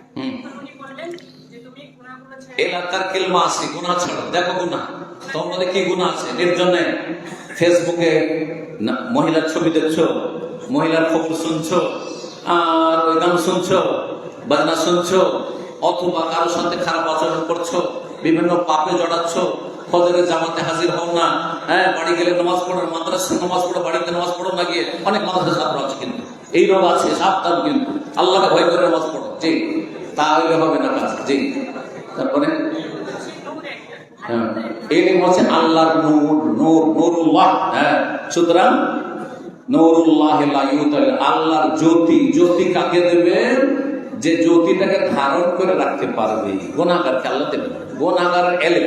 দেখেন অনেক পাপী আমাদের চাইতে অনেক বড় আলেম হয়ে গেছে। আমি জানি আমাদের বন্ধু মহলে, আমি যে দেশে বিদেশে বিভিন্ন জায়গায় পড়াশোনা, ইউপিতে পড়াশোনা করেছি, অনেক সাথী সঙ্গীরা আছে আমার চাইতে পড়তে ভালো ছিল, আমার চাইতে ব্রেন তাদের ভালো ছিল, কিন্তু তাদের তখন দেখতাম নামাজে বড়ই গাফিলতি ছিল। সেগুলি পয়সাওয়ালা তো হয়েছে, কিন্তু তাদের এলেমের নূর মানুষের কাছে পৌঁছেনি। বুঝা গেছে? তো তাকওয়া জরুরি, অত্যন্ত জরুরি। জি, হ্যাঁ, নিজের অন্তরে ইখলাস কি করে নিয়ে আসবো? আখিরাতকে মুখ্য উদ্দেশ্য বানাইতে হবে। হ্যাঁ, জান্নাত জাহান্নামকে সব চোখে দেখছি মনে করতে হবে, কান্নাহা রায়ু আইন, চোখে যেমন দেখছি মনে করতে হবে। দুনিয়াকে ইতিসারুল আমাল, দুনিয়ার আশা আকাঙ্ক্ষাকে সীমিত করতে হবে। কতদিন বাঁচবো? অধিকাংশ ছেলেরা বা ভাইয়েরা যারা এখানে এসছেন, বোনেরা এসছেন, আমাদের 40 বছরের টার্গেট তৈরি করা আছে যে এতদিনে এত বড় হব আর এত কিছু করবো, তাই না? কিন্তু হয়তো আমাদের আজকে ফজর হবে না, হবে জানা আছে? মনে করবেন যে মাগরিব পড়েছি, হতে পারে এশা নসিব হবে না, এশা পড়ে যাচ্ছি, এখন এশা পড়ছি, হয়তো ফজর নসিব হবে না, আজকে মরে যাবো হয়তো। এটা যখন মনে করবেন তখন ইখলাস আসবে না, আখিরাতের জন্য কিছু কাজ করবে, জান্নাতে যাওয়ার জন্য হতে পারে নামাজের আমল শেষ, রোজা শেষ, আর রমজান আসবে না। শেষ রমজান কতটাই ছিল, হয়তো অনেকের হচ্ছে, এরকম আমারও হইতে পারে, আপনারও হইতে পারে। জি, আর গুনাহ থেকে বাঁচবেন, তওবা ইস্তেগফার করবেন, তাহলে দেখা যাবে যে আল্লাহ ইখলাস দেবেন। আল্লাহ তৌফিক দান করুন। এই প্রশ্নের উত্তর চলে আসলো, গুনাহ থেকে বাঁচার সহজ পদ্ধতি কি? জি, ইসলামিক পরিবেশ কি করে গড়া তোলা যায়? ইসলামী পরিবেশ গড়ার জন্য 3টি জায়গা ভালো করা লাগবে। এটা একটা লেকচারের খোলাসা, আমার একটা লেকচারের সার কথা। আল বাইতুল মুসলিম, আল মাদ্রাসাতুল মুসলিমা, আল মুজতামা আল মুসলিম, 3টি জিনিস লাগবে। বাড়িতে গেলে ইসলামিক পরিবেশ পেতে হবে। বাড়িতে বাপ বেনামাজি, মা বেহায়া বেপরদা, মাদ্রাসায় পড়াচ্ছে, হবে না? হলো বাড়িটা ইসলামিক হইতে হবে, ইসলামিক পরিবার। আল মাদ্রাসাতুল মুসলিমা, যেই শিক্ষা অঙ্গন, শিক্ষা অঙ্গনটি ইসলামিক পরিবেশ, সেখানে থাকতে হবে। সেখানে নামাজ স্বেচ্ছায় স্বেচ্ছাধীন, পড়লো না পড়লো না পড়লো চলবে না।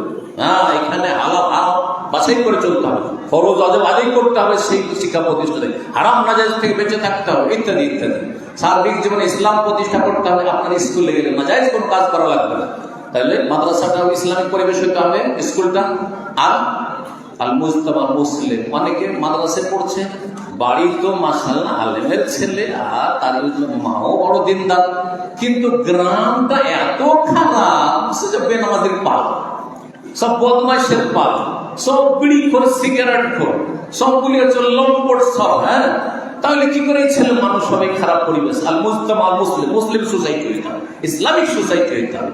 এই 3টা যদি ঠিক রাখতে পারেন, তখন আপনার ছেলে মানুষের মতো মানুষ। আর 3টাতে যত ঘাটতি হবে তত মাইনাস হতে থাকবে। জি, আশা করি বুঝতে পারছেন।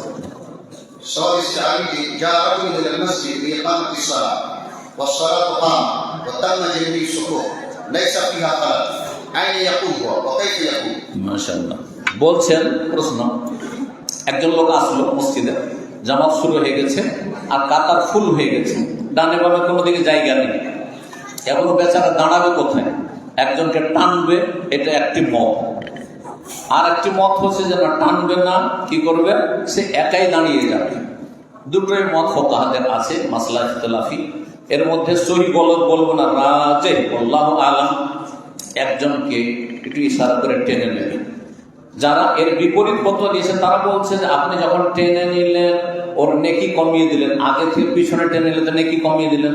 হ্যাঁ, আর তার দ্বিতীয় ক্ষতি করলেন, তার খুশু নষ্ট করলেন, ওকে ডিস্টার্ব করলেন, হাঁটতে হইলো, একটু পিছনে সরতে হইলো, খুশু নষ্ট করলেন। এই দুটো যুক্তিতে বলছে আপনি একাই দাঁড়িয়ে যান। এর উত্তর হচ্ছে যে তার নেকি কমবে না, কারণ সে মানুষের উপকার করার জন্য পিছনে এসছে, সুতরাং তার কি পূর্ণ আল্লাহ দেবেন, আগের কাতারে যতটা থাকলে ততটাই পাবে সে। 2 নম্বর, একটু যে ডিস্টার্ব হইলো সেই ঘাটতিটা আল্লাহ পূরণ করে দেবেন, কারণ সেটা মাসলাহাতুস সালাহ, মাসলাহাতুল জামা, মাসলাহাতুস সালাত হয়েছে। সেই জন্য এই মতটিকে আমি প্রাধান্য দিয়ে থাকি। আর যারা বলছেন একাই দাঁড়িয়ে যাবে, সে বলছে সে মাজুর যেহেতু, কিন্তু হাদিসে যেহেতু খুব শক্ত শব্দ এসছে যে যেই ব্যক্তি কাতারের পিছনে একাই নামাজ পড়লো, নবী সাল্লাল্লাহু বললেন যে তুমি আবার নামাজ পড়ো, তোমার নামাজ পুনরায় পড়ো, নামাজ তোমার হয়নি। সুতরাং সতর্কতা অবলম্বন করা ভালো, একাই না দাঁড়িয়ে আপনি একজনকে টেনে নেবেন। আল্লাহ क्या औरतें नमाज जनाजा पढ़ सकती है और क्या वो गिरती दे सकती है? औरत নামাজ জানাজা পড়া सकती है, মহিলারা কি জানাজা নামাজ পড়তে পারে যদি মহিলারা কবরস্থানে গিয়ে পড়ে তো জায়েজ না, বুঝলেন না? যেমন আমাদের দেশে কবরস্থানে জানাজা হচ্ছে, হ্যাঁ, কিন্তু যদি পর্দার মধ্যে যখন গোসল টুসুল দেওয়া হয়েছে, কাফন টাফন দেওয়া হয়ে গেছে, আর লাশ রেডি হয়ে গেছে, মেয়েত রেডি হয়ে গেছে, এখন পুরুষরা নিয়ে যাবে কিছুক্ষণ পরে উঠানে আঙিনাতে, সেখানে পড়ে নিল, অথবা ঘরের মধ্যে 2-4-10 জন মহিলা সেখানে পড়ে নিল, সে খাটটাকে সামনে করে, তাহলে জায়েজ ওলামারা বলেছে এটি জায়েজ। কথা বোঝা গেছে না? নবী সাল্লাল্লাহু জানাজা মহিলারা পড়েছেন না পড়েননি? হ্যাঁ, পড়েছেন, জি। তো এটা জায়েজ রয়েছে, কিন্তু যাবে। আর একটা জায়েজ হচ্ছে যে পুরুষদের তাবে হয়ে মসজিদে যদি জানাজা হয়, সৌদি আরবের মতো, সৌদি আরবের মধ্যে জানাজা হয়, কবরস্থানে হয় না, কোথায় হয়? মসজিদ হারাম, মসজিদ নববীতে। আমাদের দাম্মামে 2-3টে মসজিদ আছে জানাজার, 3টে, এত মসজিদ, 3টে মসজিদ আছে, ওগুলোতে জানাজা হয়। মহিলা সেকশনে ওইখানে আছে, ওরা জানাজা পড়ছে, আমরা এখানে জানাজা পড়ছি। এইটাও তাবে হয়ে, পুরুষ ইমামের তাবে হয়ে মসজিদে যদি হয়, কবরস্থানে না হয় তো জায়েজ। দুটো অবস্থায় জায়েজ। আর একটা অবস্থায় কবরস্থানে যে সেখানে জানাজা পড়া মহিলাদের জন্য জায়েজ না হয়। ঠিক, আল্লাহ। আমি কলেজে পড়াশোনা করি, শিক্ষক শিক্ষিকা ক্লাসে আসলে তাদের সম্মানটাকে দাঁড়াতে হবে, না দাঁড়ালে অবাধে। এখন আমার করণীয় কি? কলেজে বা স্কুলে যদি ছাত্রকে দাঁড়াতে হয়, আর সেটি সার্কুলার থাকে, যথাসাধ্য সেটাকে সেটা বেঁচে থাকার চেষ্টা করবে। কিন্তু যদি দেখা যায় যে এখানে মুশকিল আছে, এখানকার আইন সেটাই, সুতরাং ফাত্তাকুল্লাহ মাস্তাতাতুম জায়েজ রয়েছে। কারণ দাঁড়ানোর বিষয়টি, দাঁড়ানো জায়েজ কিনা এই মাসলা ইখতিলাফি রয়েছে। কোন দাঁড়ানো জায়েজ না? লা তাকুমু কামা ইয়াকুমুল আজমিদের মতো দাঁড়ানো, মানে অনারব পার্সিয়ান অগ্নি পূজকরা যেমন দাঁড়াইতো ঝুঁকে, এমন ভাবে দাঁড়াইলো এরকম করে, অথবা এমন ভাবে দাঁড়াইলো যতক্ষণ বসতে না বলবে বসবে না, এটা জায়েজ। কিন্তু যদি কোনো মেহমান এসছে, ধরেন একজন বড় মেহমান এখানে চলে আসলেন, হ্যাঁ, বড়, আর আমি বসে আছি এখানে, আহলাদিসরা কিছু মানে শক্তপন্থী আছে ফতোয়ার ক্ষেত্রে, না হ্যাঁ, না এটা বেয়ার করে খানিকটা হয়ে যাচ্ছে। আরব দেশে যদি আমি আমার অফিসে বসে আছি, আমার সাথে জুনিয়রও আছে, কোন আরবিয়ান আছে, আমি যদি বসে বসে সালাম করি, বলি হাদা ফিকিবেন, হ্যাঁ, অহংকার ভরা আছে অন্তরে, বুঝতে পারছেন না? মুতাকাব্বির হাদা, জানেন?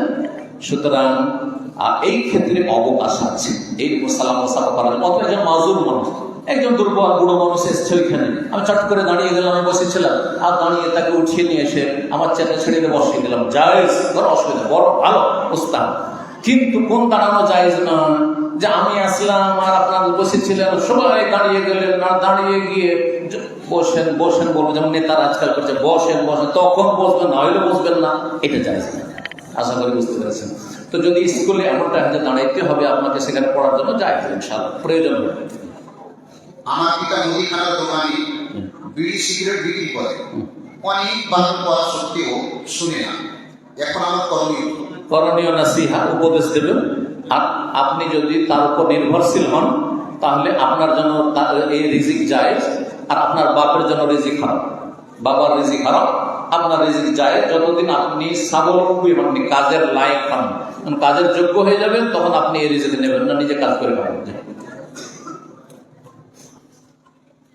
অনেক বেশি হয়ে গেছে, অনেক প্রশ্ন আছে, ক্লান্ত হয়ে গেছে, আমি বুঝতে পারছি।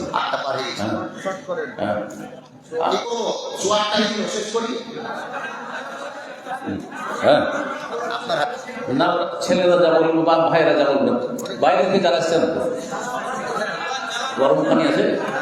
ঠান্ডা পানিতে তো লাগবে। বিসমিল্লাহ। একটা প্রশ্ন এসেছে, আচ্ছা শোনেন, আমি বলছি, বাইরে থেকে যারা এসেছেন প্রশ্নের উত্তরে, যারা বাইরে থেকে জামিয়াতুল আলমের ছাত্র শিক্ষক ছাড়া যারা বাইরে থেকে এসেছেন একটু হাত উঠান তো। বাইরের মাশাআল্লাহ, আমি তো ভাবছিলাম যে সব ছাত্র টুপি দেখে আর এই যুবক ভাইদেরকে দেখে যারা আলহামদুলিল্লাহ অধিকাংশ হেদায়েত জান্নাতুল লাইনের, কিন্তু আমি ভাবছিলাম যে সব তো মাদ্রাসার ছাত্র, তো এখানে তো বাইরের লোকই আর আসেনি, সবই তো বাইরের লোক। আপনার হাত নামান, মাদ্রাসার ছাত্রগুলি হাত উঠাও একটু, এই পিছন দিয়ে। মাশাআল্লাহ, যাক এখন মনটাতে একটু ভালো লাগলো যে আমি আমার দিনী ভাইদেরকে যারা বাইরে থেকে এসেছেন তাদেরকে কিছু কথা শুনে পারলাম। তো এখন আপনারা বলেন যে আমি কিন্তু ক্লান্ত মানে এই না যে উত্তর দিতে পারবো না, পারবো, কিন্তু ক্লান্ত এই জন্য যে এত লং টাইম বক্তব্য করব, আপনাদেরকে বিরক্ত করব, এটা আমার কাম্য নয়। আর এত লম্বা প্রশ্ন উত্তর দিয়ে আপনাদেরকে কষ্ট দেবো, এটা আমার কাম্য নয়। সুতরাং আপনাদের যদি মনে হয় যে আরো কিছু প্রশ্ন শুনবো, তাহলে হাত উঠান। এটা প্রশ্নের উত্তর দিতেই হবে। জান্নাতে পুরুষেরা ৭২টি ঘুম পাবে। কি আছে? জান্নাতে পুরুষেরা ৭২টি ঘুম পাবে, হ্যাঁ, তো মেয়েরা কি পাবে? মহিলারা। আচ্ছা, দুনিয়াতে একজন দিনদার পরে উত্তর দিচ্ছি আমি, দুনিয়াতে একটা ইলজামি জবাব দিই, তারপর একটা দলিল ভিত্তিক জবাব দিই। আচ্ছা, দুনিয়াতে, হ্যাঁ ভালো করেছেন, দুনিয়াতে কোন নেক মানুষ, যাই এখানে ২-৩ স্ত্রীওয়ালা কোনো মানুষ আছে কিনা? আমরা সব মুআহিদিন, কিন্তু আমরা সব তৌহিদবাদী, বুঝলেন? তৌহিদবাদী মৌলানারা বুঝেছে, আলেমরা বুঝেছে, মুআহিদিন। আচ্ছা, যখন কোন দিনদার পুরুষ ২, ৩, ৪টা স্ত্রী রেখেছে, তারাও দিনদার, তো ওই ৪টা স্ত্রী কি তারা বলবে তুমি ৪ জনের কাছে যাচ্ছ, আমিও ৪ জনের কাছে যাব? বলবে কেউ? দুনিয়াতে বলেন, অথচ দুনিয়া হচ্ছে কুপ্রবৃত্তির ফিতনার জায়গা। তাহলে জান্নাতে কি করে বলবো এই কথা? আর ওই আকাঙ্ক্ষাই বা কি করে করবে? বুঝা গেছে না? আল্লাহ বলছেন ওয়ালাকুম ফিহা মা তাশতাহি আনফুসুকুম, জান্নাতে যা চাইবে তাই দেওয়া হবে। জান্নাতে পুরুষরা চাইবে নারী, দুনিয়াতেও পুরুষদের চাহিদা যদি নাও পারে, আমরা জীবনে পারেও নি, তবু মনটা চায় যদি 4টা হইতো কত না ভালো হইতো, তাই না? ঠিক না? মন চাইবে, এটা পুরুষের স্বভাব। নারীদের স্বভাব, দিনদার নারী ও পুরুষ ফিতনা চাই, ও চাই স্বামীকে পেয়েছি এই স্বামীর সাথে জীবন কাটাবো, ঠিক না? জান্নাত তো ঠিক ওই রকমই, নিজের স্বামীকে পেয়ে এত সুখী হবে যে তাতে যথেষ্ট। আল্লাহ বাস বাস বাস, আল্লাহ বলবেন, ঠিক না? জি, এটাই হচ্ছে উত্তর। আমি কারোর কাছে টাকা ধার নিয়েছি, হ্যাঁ, আমি কারোর কাছে টাকা ধার নিয়েছি, হ্যাঁ, তাকে অনেক দিন থেকে দিতে পারি, দিতে পারি না, দিতে পারিনি, এখন পাচ্ছি, তাকে পাচ্ছি না। পার্থক্য আছে, পারিনি না পারি না? পারিনি, পারিনি মানে আর্থিক অভাবে পারেনি। আর্থিক অভাবে আবার যদি দিচ্ছি ঢিলাম ঢিলি। হ্যাঁ, আমাদের দেশের স্বভাব কি জানেন? টাকা ধার নেওয়ার পরে ভাবে যে চাইলে দেখা যাবে, না চাইলে দেব না, না চাইলে দেব না। আমাদের এক ছাত্র দাম্মামে আর এক ছাত্র তার কাছে ধার চেয়েছে, সব দাড়িওয়ালা, 2টো দাড়িওয়ালা, আমি বিনা দাড়িওয়ালার কথা বলছি, মানে প্র্যাকটিসিং মুসলিম, তার খানিকটা ধার্মিক, অনেকটা ধার্মিক, হ্যাঁ, সহি আকীদা মানহাজে।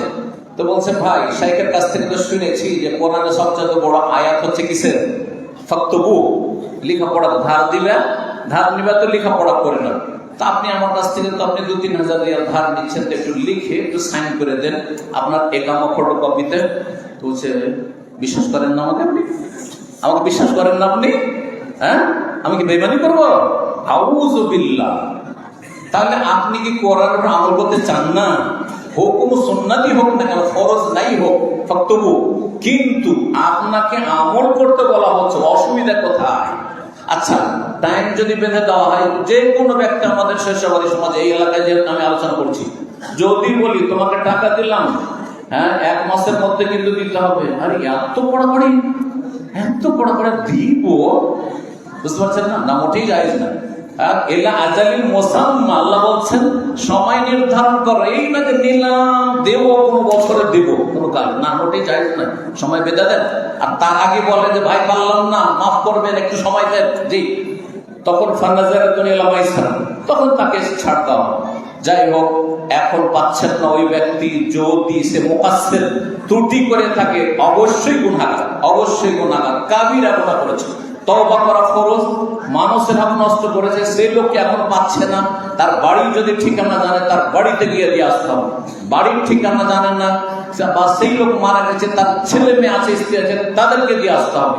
সেটাও যদি হদিস না পায়, জানেই না যে তার কোথায় বাড়ি, তাহলে ওলামারা বলেছেন তাখাল্লুসের জন্য, মুক্তি লাভের জন্য, আল্লাহর সন্তুষ্টির জন্য, যে আল্লাহ যেন তাকে মাফ করে দেয়, তার সওয়াবের আশায় দান করে দিন, আল্লাহ আমাকে মাফ করো আর এই নেকিটা যেন সে পায়, দান করে দিলাম। জি, এটা শেষ সমাধান, কিন্তু এটা এত সহজে নয়। জি, আরেকটি প্রশ্ন করেছেন, نحن نرى في العصر الحاضر بعض الخطباء الذين يخطبون في الحفلة وينصحون الناس ونعدهم من أهل الحديث، ماذا هم يقولون في أثناء الخطبة؟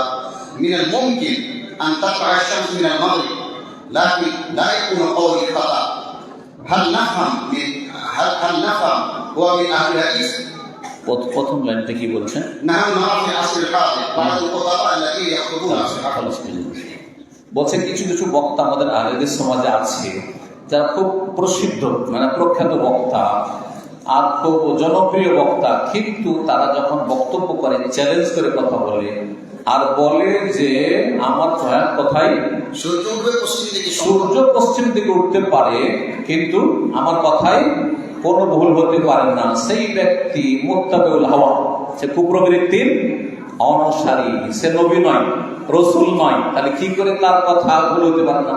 আমি তো বলছি আমার কথা সবগুলি ভুল হতে পারে, সবগুলি ভুল প্রমাণ হতে পারে। হয়তো আমি বুঝি না, আমার এলেমের অভাব আছে, বোঝা গেছে, যে ফতোয়া মাসলা মাসাইল বললাম সবই ভুল হতে পারে, ভুল হওয়ার সম্ভাবনা আছে। মানুষ ভুল করে না, আদম ভুল করে দিলেন, আম্বিয়া রসুলগণ বিনা এতে বিনা বহিতে কথা বললে যদি বা কোনো কিছু বললে যখন ভুল সিদ্ধান্ত হইতে পারে, তো আমাদের হতে পারে না।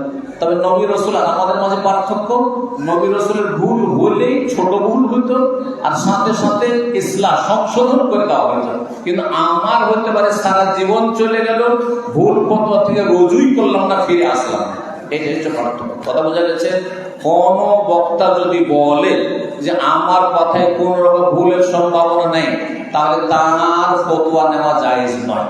আল্লাহর রাস্তে ভালো করে বলছে, আমার কারোর সাথে শত্রুতা নেই, আমি খুব ফ্রি মানুষ, আমার কারোর সাথে শত্রুতা রাখি না, আর সে আমার প্রতিদ্বন্দ্বী না, আর আমি কোনো মার্কেটের বক্তা নয় যে আমার মার্কেটকে কমিয়ে দিচ্ছি, এমনও কিছু নয়, যার ফলে এসব কোনো সমস্যা, আমার দুনিয়াদারি কোনো সমস্যা নেই, আলহামদুলিল্লাহ।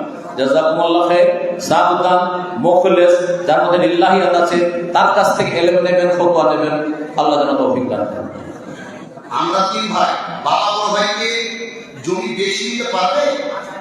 আমরা তিন ভাই, বাবা বড় ভাইকে, বড় ছেলেকে বেশি জমি দিতে পারবে? বড় ভাইকে যদি বেশি জমি দিতে হয়, তাহলে প্রথম কথা, যদি বড় ভাই, আমাদের দেশে তো মানে পারিবারিক যে পরিকাঠামোটা সেটা তো অন্যরকম, আসলে ইসলামী শরিয়া ভিত্তিক নয়। বড় ভাই 20 বছর ধরে সংসারে কাজ করেছে, একটা পয়সাও সে নিজে পকেটে রাখতে পারেনি, সব ওই বাপের খাতায় গেছে, মায়ের খাতায় গিয়েছে, যা ইনকাম করেছে বাপ মায়ের নামে, বাপ মায়ের নামে, বাপ মায়ের নামে। তাহলে এতদিন যে ইনকাম করলো, সে বাইরে ইনকাম করলে কিছু করতে পারতো না। তো বাবা বলবে যে বড় ভাই, বড় ছেলে যেহেতু এতদিন ধরে সংসারে কাজ করেছে, তার যদি সে ইনকাম করতো, অনেক টাকা করতো, সুতরাং তাকে আগে তার পারিশ্রমিক হিসাবে, সংসারের অবদান হিসাবে এতটা দিয়ে, তারপরে বাকি জীবদ্দশায় লিখে দেবে, জীবদ্দশায় সে লিখে দেবে। এটা আতিয়া নয়, এটা হচ্ছে তার পারিশ্রমিক, এইভাবে দিতে পারে। আর একটা হচ্ছে যদি এমনটা না হয়, কিন্তু দেখা যাচ্ছে যে হয়তো সে এগিয়ে যেতে পারেন, আর্থিক দিক থেকে দুর্বল, আর বাকি অন্যরা শিক্ষিত হয়েছে, চাকরি বাকরি বা ব্যবসা বাণিজ্য করে সুখী আছে, একটা ছেলেকে কম, একটা ছেলেকে বেশি দিতে চায়, তাহলে অনুমতি ক্রমে দেবে। ইস্তিজান যদি করেন, অনুমতি নিয়ে নেয়, যেমন আমার কাছে যদি অনুমতি নিয়ে নেয় আমার আব্বা আম্মা যে ওদেরকে একটু বেশি দেবো, যে তোমার কাছে একটু বেশি আছে, ওদের কাছে কম আছে, যাই আছে আমার অনুমতি দিলে কোনো আমি পুরোটাই দিয়ে দিতে পারি, যে আমি আমার ভাগ আমি নেব না, যাই আছে কোনো অসুবিধা নেই, কথা বোঝা গেছে। কিন্তু আমার মতের বিপক্ষে আমাকে দেবেন না, আমি সচ্ছল, সেই জন্য এটা চলবে না। ইত্তাকুল্লাহ ওয়া আদিলু বাইনা আওলাদিকুম। চুল দাড়ি সাদা রাখা কি ইহুদি খ্রিস্টানদের আলাদা? আসলে আমি মনে করি প্রশ্নটা এই জন্য করেছেন, কিছু আগে বলেছেন যে চুল দাড়ি সাদা রাখা, যাদের চুল দাড়ি পেকে যাচ্ছে তার যদি সাদা অবস্থায় ছেড়ে দেয়, এটা ইহুদি খ্রিস্টানদের আলাদা। দলিল ওকে বলেন যে দলিল, আমার তো জানা নাই কোনো দলিল যে সাদা দাড়ি রাখা যাবে না, একটি দলিল দেখাইতে হবে। আজ পর্যন্ত আমি জানি না, বা আমার তো ওলামায়ে কেরাম আছেন, যদি কোনো দলিল জানা থাকে আফিদুনি আফাদাকুমুল্লাহ, আমাকে বলুন, আমি আজকে আমার অজ্ঞতা দূর করে নেব, কিন্তু কোনো দলিল নাই। এই জন্য এই মাসলার তাহকিক হচ্ছে যে চুল, পাকা চুল বা পাকা দাড়িকে খেজাব লাগানো, রঙানো মুস্তাহাব, ব্যাস, এর বেশি নয়, ওয়াজিব না, ফরজ না, কিছুই না, মুস্তাহাব করলে ভালো। হ্যাঁ, আর যদি কেউ সাদা রেখে দেয় জায়েজ, তাতে কোনো অসুবিধা নেই। যদি কেউ রঙায়, দুই রং জায়েজ রয়েছে, একটি হচ্ছে শুধু মেহেদি দিয়ে, যেটা লালের দিকে যাবে পুরোপুরি, আরেকটি হচ্ছে মেহেদি হেন্না এবং কাতাম মিলিয়ে। হাদিস সুনানে নাসাইতে রয়েছে, ইন্না আহসানা মা গায়্যারতুম বিহি শাই আল হেন্না ওয়াল কাতাম, সবচেয়ে ভালো আহসানা, আরবি মাদ্রাসার ছাত্ররা ভালো করে ইসিম তাফসীর, আহসানা মা গায়্যারতুম বিহি শাই, যদি সাদা চুলকে তোমরা পরিবর্তন করতে চাও, চেঞ্জ করতে চাও, রং বদলাতে চাও, সবচেয়ে ভালো হচ্ছে দুটোর মিক্স করবে। একটা হচ্ছে হেন্না মানে মেহেদি, আরেকটি হচ্ছে কাতাম, এক ধরনের ঘাস, যেটাতে ব্যাখ্যা যারা করেছেন সারেহীন তারা বলেছেন, ভাষ্যকারগণ, সেটা হচ্ছে কালোর দিকে নিয়ে যায়। দুটোর সংমিশ্রণে সেটা কি হবে, আসওয়াদ মাইল ইলাল হুমরা, লাল এবং কালোর সংমিশ্রণ হবে, ব্রাউন হবে। জি, আমি একসময় প্রথম দিকে একটু অল্প, আমার তো বেশি দিন রমানো শুরু হয়নি, আমি শুধু খেজাব হেন্না লাগিয়েছিলাম। দেখলাম যে সেটাতে যেগুলো কালো আছে, আমার অনেক কালো এই সাইডে আছে, এই সাইডে, কিন্তু কালো গুলো হয়ে যাচ্ছে কি সব ওগুলোকে লাল করে দিচ্ছে, আমাদের কালো তো লাল করতে বলা হয়নি। তো আর তারপর এই হাদিসটি যখন আসলো যে শুধু হেন্না মেহেদি চাইতে দুটোর সংমিশ্রণ বেশি আহসান, তো আমার তাহকিকে আর অনেকে লিখেছেন, আপনারা দেখবেন ফতোয়াটি, যে দুটো মিক্স করে যদি ব্রাউন করে এটা বেশি উত্তম। আর কালো জায়েজ নয়, কালো জায়েজ একেবারে কালো করে দেবে যুবকের মতো, এইটা জায়েজ নয়। আল্লাহু তাআলা জি। আর হুকুম হচ্ছে সুন্নাত মুস্তাহাব। মসজিদের পাশে এক মহিলা বসবাস করে, তিনি জুমার নামাজ মসজিদের জামাতের সাথে পড়তে চান, কিন্তু মসজিদে মহিলাদের নামাজ পড়ার কোনো ব্যবস্থা নেই, তাই তিনি বাড়িতেই বসে জুমার খুতবা শুনেন এবং জামাতের সঙ্গে নামাজ আদায় করেন। তিনি কি এরকম করতে পারেন বাড়িতে? দুটো শর্তের সাথে করতে পারেন। মসজিদের ইমামের তাকবীরাত শুনতে পাচ্ছেন, এক। দুই নম্বর হচ্ছে মসজিদের সাথে তার বাড়ি লাগানো আছে, সেটে আছে, হ্যাঁ, দেওয়ালের সাথে দেওয়াল সেটে আছে, এই মসজিদের সাথে ওর বাড়ি যদি হয়, কিন্তু মাঝখানে বড় রাস্তা আছে, অথবা আরো দু একটা বাড়ি আছে, অথবা আরো স্কুলের বিল্ডিং, মাদ্রাসার বিল্ডিং আছে, তারপরে বাড়ি, কিন্তু মাইকের আওয়াজ শোনা যাচ্ছে, আর শুধু আওয়াজ শুনে ইক্তেদা করা যায় না, বিচ্ছিন্ন কাতারে সালাত আদায় করা যায় না। শেয়ার মার্কেটে ব্যবসা করা যায় না? শেয়ার মার্কেট ব্যাপক মাসলা, আল্লাহ তাআলা ব্যাপক মাসলায় আমি যাচ্ছি না, ফিকহি মাসলা খুব ইফতা বোর্ডের জন্য রেখে দিচ্ছি। হালাল হলে হালাল, যদি তার কন্ডিশনগুলো শর্তগুলো ঠিক থাকে, আর যদি দেখা যায় যে তাতে হারামের বিভিন্ন দিক আছে, যে দিকগুলি বৈধ ব্যবসা বাণিজ্যের ক্ষেত্রে যে কাওয়ায়েদগুলি রয়েছে, কাওয়ায়েদুল নীতিমালা, সেগুলিতে হারামের আওতাভুক্ত হয়, তাহলে হারাম। কেউ যদি 3 দিনের বেশি ঝগড়া করে কথা না বলে তো কি হবে? 3 দিনের বেশি কোন মুসলিম আর এক মুসলিমের সাথে যদি কথা না বলে, তাহলে সেই ব্যক্তি গুনাহগার, সেই ব্যক্তি বা উভয় ব্যক্তি গুনাহগার। এবং সহিহ হাদিস, যখন ফেরেশতারা তাদের ওই দুইজন যে ঝগড়া করেছে আর কথা বলছে না, দেখাও কত কথা বলার সুযোগ আছে, দেখা সাক্ষাৎ হচ্ছে, এই একদিকে রাস্তা টান দিচ্ছে, ওইদিকে টান দিচ্ছে, দেখলে এইরকম যদি হয়, তাহলে আমলগুলি যখন নামাজ রোজা ইবাদত বন্দেগীর আমল ওপরে ফেরেশতারা নিয়ে যাচ্ছে, তখন আল্লাহ বলেন না না না না না না, ওপরে নিয়ে আসা হবে, ওদের আমল নিয়ে না, আনজেরু হাযাইনি, হাদিসটি ভালো করে শোনেন, কারণ আমাদের সম্পর্কের অবস্থা খুবই খারাপ দুনিয়ার তুচ্ছ স্বার্থের জন্য। মনগুলি আমাদের খুব ছোট হয়ে গেছে, সংকীর্ণ হয়ে গেছে আমাদের সমাজে। একটুতেই ঝগড়া, একটুতেই গন্ডগোল, একটুতেই সুন্নত নিয়ে ঝগড়া করে আর কথা বলে, এটা অথচ সুন্নত না করলে চলবে। তো বলছেন নবী সাল্লাল্লাহু আলাইহি ওয়াসাল্লাম, আনজেরু হাযাইনি, এই দুইজনকে সময় দাও, হাত্তা ইয়াস্তালিহা, যতদিন তারা মীমাংসা না করবে। মীমাংসা না করলে তাদের আমল ওপরে নিয়ে আসিও না আমার কাছে। সুবহানাল্লাহ, আমল কবুল হবে না, সাবধান আল্লাহর রাস্তে। তাহলে কি করতে হবে? আপনাকে আপন জায়গাকে চেষ্টা করতে হবে, সবচাইতে সর্বনিম্ন চেষ্টা। ও কথা বলে না, আপনি ওখান থেকে আসসালামু আলাইকুম বলেন, আসসালামু আলাইকুম। যদি আপনার দিকে তাকাইলো, তাহলে বলেন কেমন আছেন, কেমন আছো ভাই। আর যদি না তাকাই, যখনই ওখান থেকে গুজরিবেন আপনি তার পাশ দিয়ে আসসালামু আলাইকুম। সালাম দিয়ে দিলে আপনি গুনাহ থেকে মুক্ত হয়ে গেলেন, এক পক্ষ কমপক্ষে গুনাহ থেকে মুক্ত হয়ে গেলেন। জি, শেষ, লম্বা হয়ে গেছে, অনেক যথেষ্ট হয়ে গেছে। জি, শুকরান জাযাকুল্লাহ খাইরান ওয়া আহসানা জাযা। আলহামদুলিল্লাহ, আমরা মাগরিব থেকে নিয়ে আমাদের পর থেকে নিয়ে তখন পর্যন্ত